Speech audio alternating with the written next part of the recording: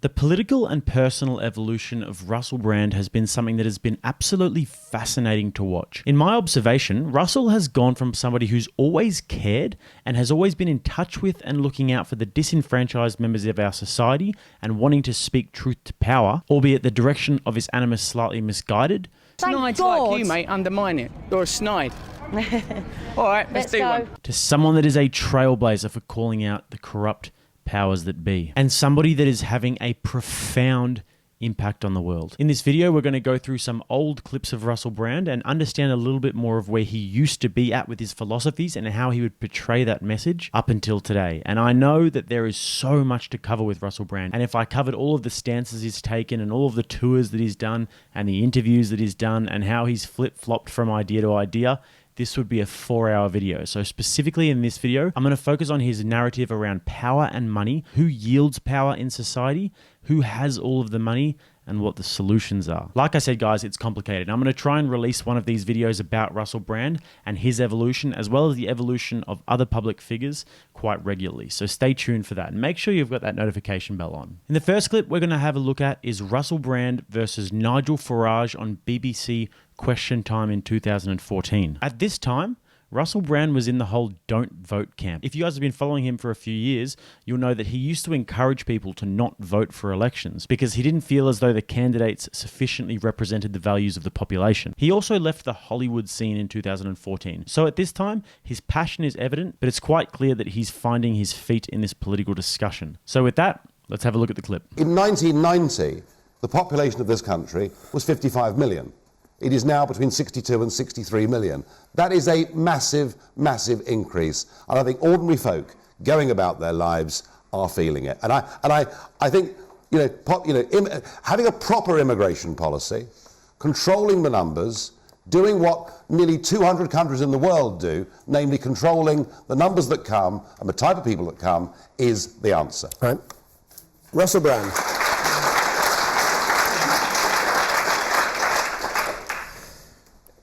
I sometimes feel worried about you, Nigel Farage. But the reason I feel worried is because I know a lot of people are frightened in our country. I know a lot of people are feeling afraid and frustrated.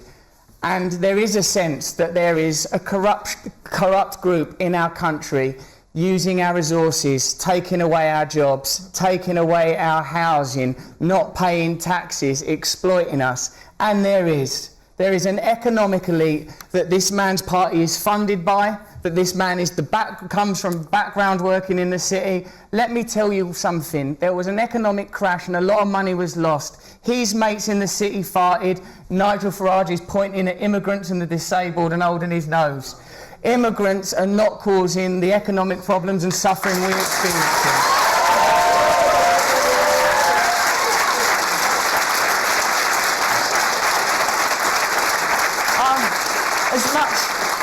As much as any of us, I enjoy seeing Nigel Farage in a boozer with a pint and a fag, laughing off his latest scandals about breastfeeding or whatever. I enjoy it. But this man is not a cartoon character. He ain't Del Boy. He ain't Arthur Daly. He is a pound shop Enoch Powell, and we got to watch him.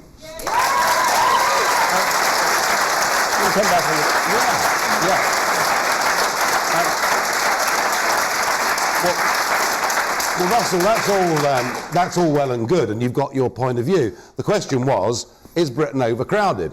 And do you think I'm wrong? Do you not think? Nigel, can I not be more clear, mate? I think you're wrong. I come from the kind of community. This is called Question Time, this programme, right? And well, tonight you could have another name. And what happens is, members of the audience ask questions, and we're expected to answer them. You haven't answered this lady's question. Do you think Britain's overcrowded and there is a strain on public resources and people's quality of life? We need more money for public resources. Well, where's it going to come from? It's not overcrowded. It's going to come... I'm so glad you asked, mate. Since the financial crash, banker bonuses have exceeded £80 billion.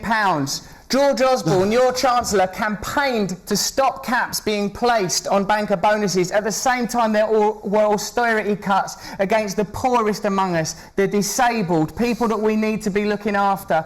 We need to close tax loopholes which are exploited by big corporations. There's money. I've got money now. I've seen rich people. There's plenty of money out there. It's just not being distributed. Okay.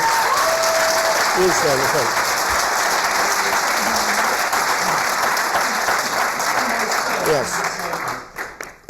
And I don't like people preaching that I am any part responsible for anything. I've never heard him criticise the disabled. I never have. Okay? Never. Okay? And you are a campaigner. Yeah? I'm going to go back to the last question. Please let me finish. Mate. Stand. Stand for Parliament. If you're going to campaign, then stand. Okay? Okay, you have the media profile for it. Do it. My problem would be, mate, I'd stand for Parliament, but I'd be scared that I'd become one of them. I know what side of the argument. No, I'm sorry.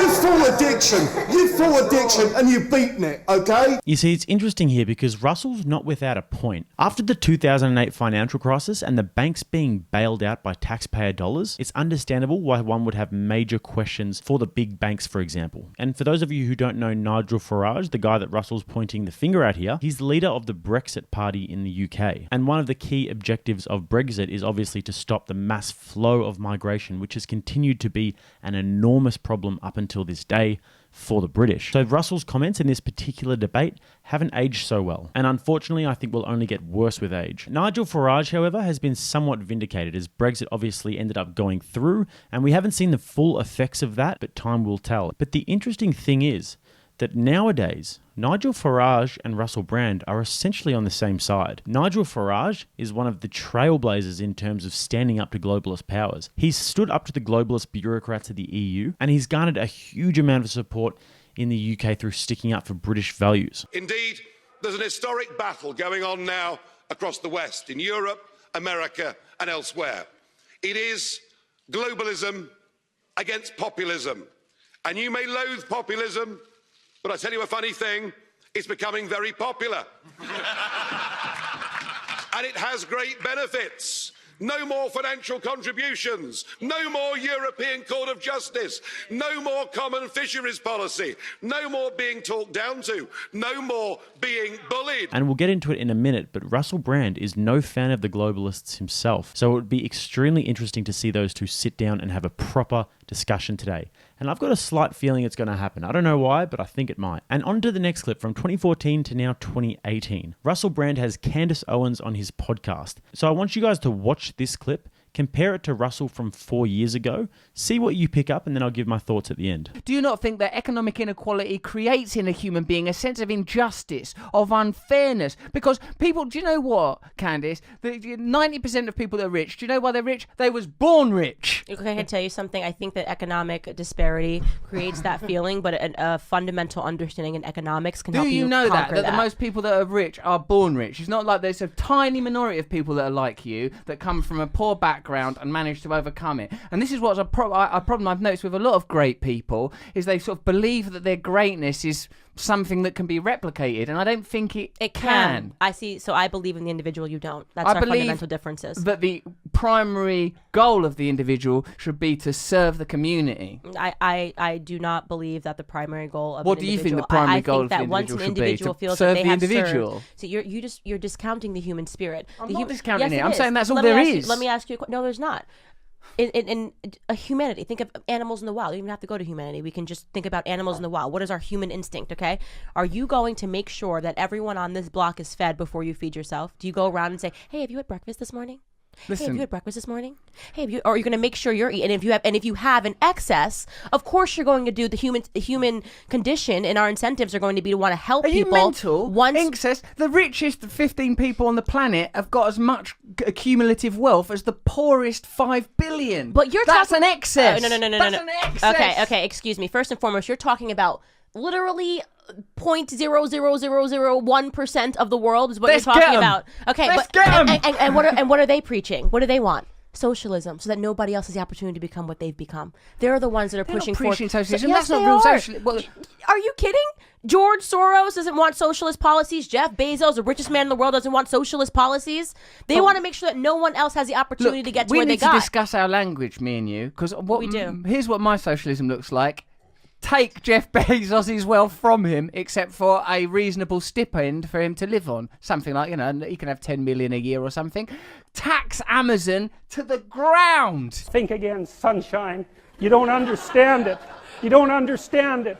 And you're not that good. See, as much as I love Russell, he actually says at one point, that's not real socialism, and he catches himself. Yes, That's not they real are. socialism. Well, And then he says, that's not my idea of socialism. Sorry, Russell, you don't get your own idea of socialism. Socialism is socialism. And it's important to be very careful with your language in that regard. And then he goes on to say, my idea of socialism is to take Jeff Bezos' wealth. And for people who understand socialism, which I'm sure Russell does, but the comedian in him was a bit too much in this instance, they will know that the expropriation of people's wealth, or you could call it the theft of people's wealth, is really not that many steps behind a gulag. We've seen this in all of the failed states. We saw Mao nationalize industries. We saw Venezuela do it. We saw Cuba do it. We saw the Soviet Union do it. And it never, ever ends well at all. And another thing, Russell, when you do take away all of that Amazon money, where's it going to go? Well, it's going to go to the government. And is the government good at spending it? Hell no. They're going to keep on creating government diversity, equity, and inclusion branches. And the bloated bureaucracy of government will just keep on getting fatter and fatter. So I think it goes without saying, you guys might disagree with me, let me know, but Candace Owens really got the best of Russell there. So now let's have a look at some clips from what Russell is currently doing and see what you pick up. the FDA, the Food and Drug Administration, is the agency that regulates big pharmaceutical companies. And it's funded by those same big pharmaceutical companies. Can you see any potential problems in the FDA being funded by the big pharma companies that it's regulating? Whenever people talk about Bill Gates, it's usually as a kind of sort of megalomaniacal tyrant or as the saviour of the world. When he is harshly criticised, people often think it's a kind of conspiracy-oriented argument derived from his actions during the pandemic or the considerable power of the Bill and Melinda Gates Foundation. Recently, 50 agricultural organisations got together to write Bill Gates a letter condemning his approach and suggestions to the problem of food sovereignty. It's a beautiful letter, it's brilliantly articulate, and the reason we want to present it to you today is because it demonstrates that criticising Bill Gates doesn't make you a conspiracy theorist, and it demonstrates too that Bill Gates' actions and influence are nefarious and harmful. Stay to the end of this video because we are equipping you with arguments so that you can have a conversation with people. They go, oh, you're a conspiracy theorist, you're a conspiracy theorist. This is not conspiracy theory. This is harmful policies that are designed to centralise power and control food. And people are answering back from a position of authority, integrity, and expertise. We know that the mainstream media narrative is that Russia, in an unprovoked and barbaric attack, invaded Ukraine, and Western intervention is only humanitarian and that all aid is simply in order to protect Ukrainian people. I'd like to believe that story as well. I'd like to live in a simpler world. We're told that this is not a proxy war, that American involvement is minimal and restricted to aid, that it's not about profiteering within the military-industrial complex, and that subsequent to the conflict, American and globalist interests won't benefit from the privatization of Ukraine. Well, I'm sorry, but information keeps coming out that makes it hard to believe that. What I will say is that Russia's invasion and all war is wrong, and that the suffering of the Ukrainian people should be utmost in all of our attention and minds, and anything that can be done to help them, short of causing a nuclear war, I might argue, I don't know. Now, Russell is really hitting the bullseye, and that's why he's got over 6 million subscribers on YouTube, and people are really tuning into what he's saying. He is calling out where the real money and power is. He's calling out the WEF. He's calling out Bill Gates, the biggest private landowner in the US. He calls out the monopolies. He calls out the censorship of the big tech companies. He calls out the pure corruption of the big pharmaceutical industries. And the list goes on. You see, Russell Brand never took his feet off the ground. As he has grown and evolved as a man, and a genius man at that, might I add, he's always been able to change his mind when it was necessary. And this reminds me of what Jordan Peterson talks about a lot in The Hero's Journey. What we've seen with Russell Brand is a hero's journey unfolding before our eyes. In the last 8 years, Russell has truly gone from the fool to the hero, and it just goes to show Never, ever be afraid to be the fool, because in order to be the hero, you need to be the fool. And I'm not saying that he was a complete fool in 2014. It's not what I'm saying at all, because he definitely had some good points. But like I said, slightly misguided. And his ability to be able to keep learning, keep studying, and keep growing and refining his message has led him to be at the position where he is now, where he is making a serious dent in the world. And he's somebody that I admire so greatly, and I strive to be even a fraction of the man that Russell Brand is. Thank you so much for watching, guys. If you would like access to uncensored, exclusive content and to join the Rattlesnake TV community and support the channel so that I can bring the best content possible to you as often as possible, then please consider hitting the link in the bio, rattlesnaketv.locals.com, and support the channel. And if you want to watch another clip, click right here. And if you want to subscribe to the channel, if you get value from these videos, then click right here. Until next time, I'm Jake. This is Rattlesnake TV.